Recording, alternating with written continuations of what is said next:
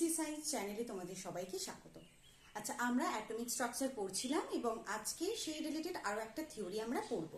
আমরা রাদারফোর্ডের অ্যাটমিক স্ট্রাকচারটা পড়েছি, কিন্তু আমরা দেখেছি যে সেখানে কিছু নিশ্চয়ই ফ্লস ছিল, তাই জন্যই তারপরে বোর আবার একটা অ্যাটমিক মডেল নিজের মতো করে ধারণা দেয়।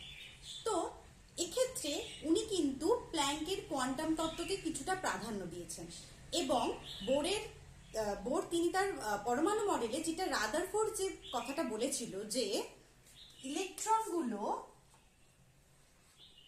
বৃত্তাকার কক্ষপথে ঘূর্ণন করছে, ঠিক আছে, এই যে কথাটা সেটা আমাদের রাদারফোর্ড যিনি বলে গিয়েছিলেন সেটাকে বোর মেনে নিয়েছে যে হ্যাঁ এটা ঠিক। কিন্তু উনি বলেছেন, যেটা অ্যাড করেছেন, যে যে কোনো এই যে এতগুলো যে কোনো কক্ষপথে কিন্তু ইলেকট্রনগুলো বিচরণ করতে পারে না। সে তো অবশ্যই নিউক্লিয়াসকে কেন্দ্র করে ঘুরছে, তবে তার ইচ্ছা মতো কক্ষপথে যেতে পারে না। আচ্ছা, আমাদের যেমন নির্দিষ্ট ঘর আছে, ঘরে থাকতে হয়, তেমনি ইলেকট্রনকেও নিজের শক্তি স্তরে থাকতে হয়, ঠিক আছে। তো তখন কি বললেন উনি, যে এই যে কোনো একটা মুহূর্তে একটা ইলেকট্রন ঘুরছে, ওনার এই ইলেকট্রনটার কৌণিক ভরবেগ,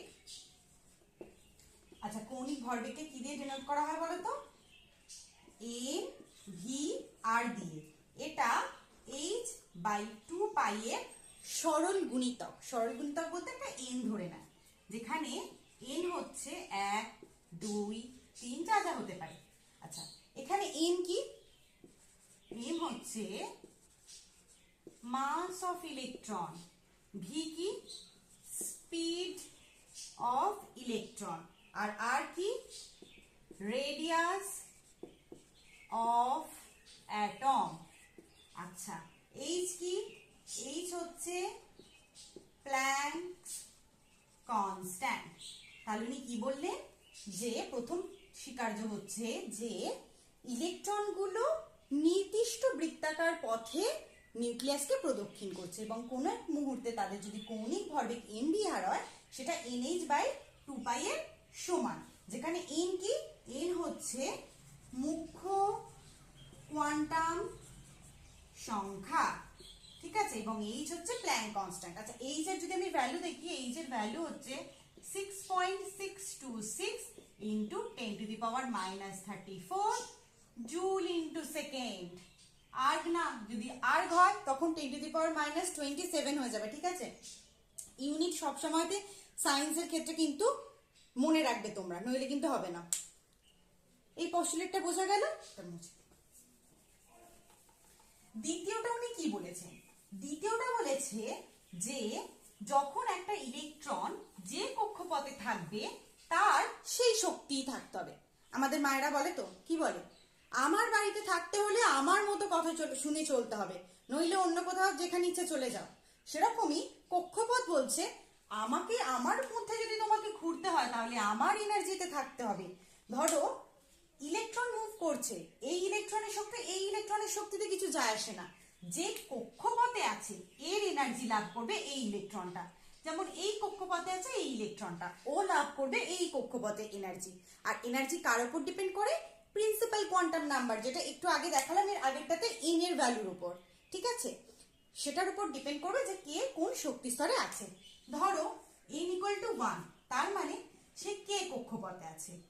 n=2, এল কক্ষপথে আছে। n=3, এম কক্ষপথে আছে। n=4, এন কক্ষপথে আছে, ঠিক আছে। এইভাবে তার শক্তি স্তর নির্ভর করবে। আর সে চাইলেই হবে না যে আমি বাড়ি ছেড়ে গিয়ে রাস্তায় থাকবো, আমি চলে যাচ্ছি, তোমার কথা শুনবো না, তা না। এই ইলেকট্রন গুলো এরকম মাঝখানে কখনো অবস্থান করে না, তাকে অবস্থান করতে হলে এই কক্ষপথে যে কোনো একটা কক্ষপথকে কিন্তু চুজ করে থাকতে হবে। এটা গেল দ্বিতীয় স্বীকার্য, ঠিক আছে। আর তৃতীয় স্বীকার্য কি বলছে? না, যদি একজন যে শক্তি স্তরে আছে, ধরো যার বেশি আছে সে কমে এলো, ঠিক আছে।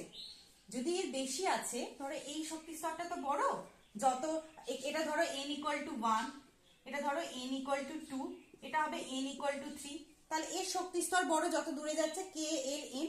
এ যখন এই একে যাবে n=1 এ, তখন কি এর বেশি জিনিস আছে, বেশি শক্তি, ও কি করবে?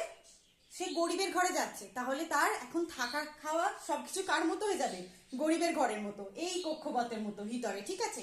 আর কেউ যখন এখান থেকে এই বেশি শক্তি স্তরে আসতে চাইলো, তখন সে শক্তি নিয়ে এই স্তরে আসবে। এটা হচ্ছে তৃতীয় নম্বর স্বীকার্য। তাহলে প্রথম স্বীকার্য বললো নির্দিষ্ট ব্যাসার্ধের বৃত্তাকার কক্ষপথে থাকতে হবে, তারা মাঝ বরাবর কোথাও থাকতে হবে না, যে কক্ষপথে থাকবে তার শক্তি লাভ করতে হবে। আর নিম্নতর থেকে উচ্চতরতে গেলে শক্তি নেবে, উচ্চতর থেকে নিম্নতরতে গেলে শক্তি রিলিজ করে দেবে, ঠিক আছে। এবং এটার জন্যই তো আমরা বর্ণালী পাই। তো এটা ছিল বোরের স্বীকার্য। এবার বলো যে বোরের স্বীকার্য থেকে আমাদের কি কি লাভ হলো, আমরা কি কি জানতে পারি। দেখো বোরের পরমাণু মডেলটা না, এটা 1 ইলেকট্রন অ্যাটমের জন্য প্রযোজ্য। যেমন ফর এক্সাম্পল আমরা বলতে পারি হাইড্রোজেন, হিলিয়াম প্লাস, লিথিয়াম 2+, ঠিক আছে। আমরা কি জানতে পারি, এখানে লিখে দিচ্ছি, জানতে পারি আমরা 1 ইলেকট্রন অ্যাটমের ক্ষেত্রে এর কি বর্ণালী রেখা হবে সেটা জানতে পারি। আর কি জানতে পারি না, হাইড্রোজেনের প্রথম কক্ষের যে ব্যাসার্ধ সেটা আমরা জানতে পারি। সেটা কত জানো? সেটা হচ্ছে 0.529 অ্যাংস্ট্রম। আচ্ছা ইউনিট ভালো করে দেখবে, 1 অ্যাংস্ট্রম সমান 10⁻⁻10 মিটার। ন্যানোমিটার, পিকোমিটার, অ্যাংস্ট্রম এগুলোর ভ্যালু কিন্তু দেখবে অন্য ইউনিটে। এইভাবে কিন্তু অপশনে ভুল হয়, সেন্টিমিটার আর মিটারে খুব ভুল হয়ে যায়, ঠিক আছে। তাহলে আমরা 1 ইলেকট্রনের জন্য বর্ণালী জানতে পারি, আর কি এই হাইড্রোজেনের কক্ষের ব্যাসার্ধ জানতে পারি, ঠিক আছে। আর একটা কি জানতে পারি না, ইলেকট্রনগুলোর শক্তি জানতে পারি, ইলেকট্রনের শক্তি স্তর জানতে পারি। আর কি জানতে পারি, এর এনটার কথা জানতে পারি, অর্থাৎ মুখ্য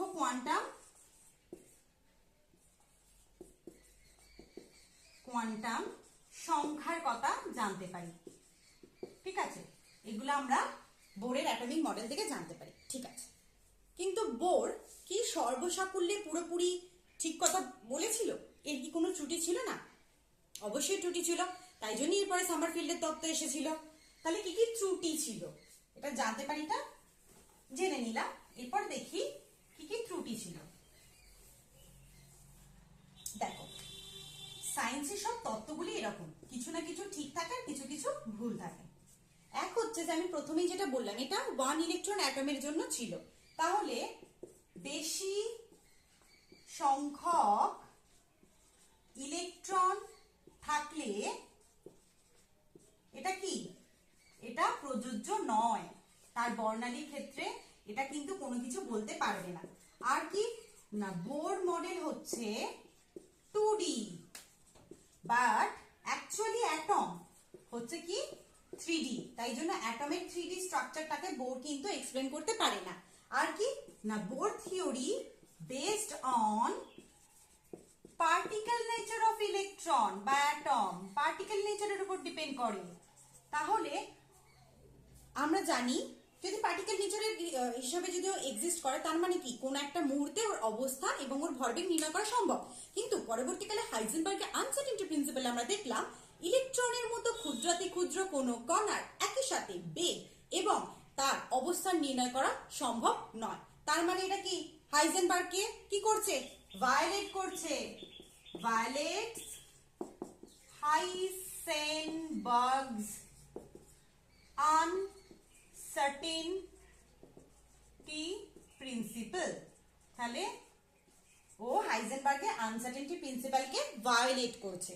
আরো একটা কি বলতো, আরো একটা জিনিস হচ্ছে, এখানে আমি 4 নাম্বার লিখছি, যে আমরা চৌম্বক ক্ষেত্রের প্রভাবে না ইলেকট্রনের উনি তো হাইড্রোজেনের ক্ষেত্রে বর্ণালী দিয়েছে, কিন্তু আরো যে ফাইন স্ট্রাকচার, মানে এই ফাইন স্ট্রাকচার বলতে কি বলতো, এটা মুছে দিচ্ছি।